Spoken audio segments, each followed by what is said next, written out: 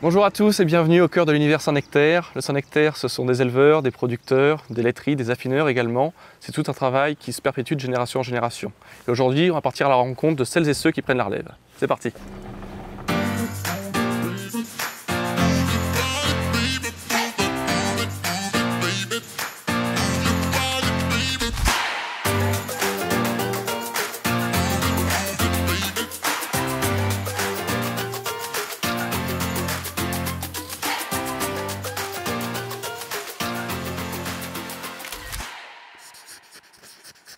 Nous sommes ici sur l'exploitation d'Émilie et Quentin. Ils sont frères et sœurs et ils ont décidé de reprendre la suite de leurs parents sur la ferme. Bonjour Émilie. Bonjour Axel. On va attaquer dans le vif du sujet. Oui. Quelles sont les activités sur l'exploitation? Alors sur l'exploitation, donc on a une soixantaine de vaches laitières. On fait du fromage Saint-Nectaire depuis un peu plus d'1 an. D'accord, donc c'est tout frais. Donc on vend le fromage à un affineur. Je suis en GAEC avec mon père et mon frère. Voilà. D'accord, donc 3 sur la ferme. On est trois associés. On peut peut-être aller voir Quentin, du coup, ton frère? Oui, je vais me changer, on y va ensemble. Ok, ça marche, à tout de suite. À tout de suite. Salut Quentin. Salut Axel. Alors ça fait combien de temps que vous êtes installés du coup sur l'exploitation, tous les deux? On est installé depuis novembre 2018.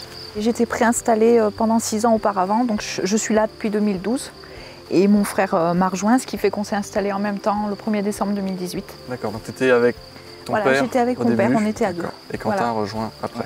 Voilà, okay. C'est ça. La transformation fromagère est arrivée quand toi tu es rentré sur l'exploitation? C'est arrivé au moment où mon frère s'est installé en fait. On s'est installés tous les deux. On a fait le projet bâtiment et atelier transfo pour mon installation, enfin notre installation officielle.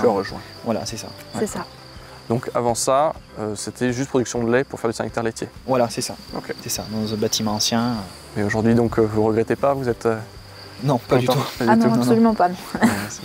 C'est du travail, la transfo, mais ça rémunère bien. Ça rémunère, oui. C'est plutôt encourageant. C'est plutôt encourageant, ouais. Et ce que vous faites vous plaît, quoi. Voilà, c'est ça. Tout à fait, ouais. Et du coup, avant de travailler sur l'exploitation, tu étais dans quel secteur Eh bien, moi, j'étais toujours dans l'agriculture, mais j'étais vendeur de matériel agricole. D'accord. Pendant 4 ans.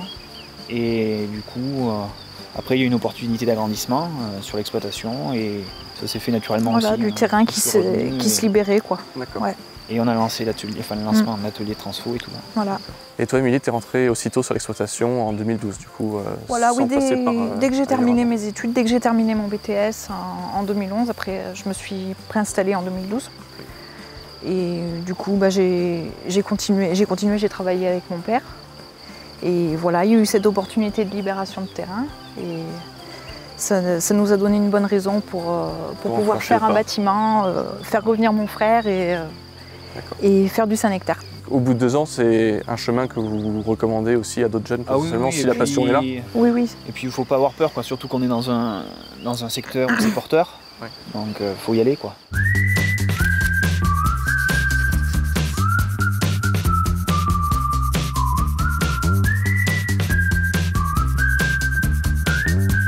Donc là c'est intéressant parce qu'on est au sein de la fromagerie, donc si j'ai bien compris, c'est un des investissements que vous avez fait en vous installant. Oui, c'est un investissement qu'on a fait avec le bâtiment, le pack complet.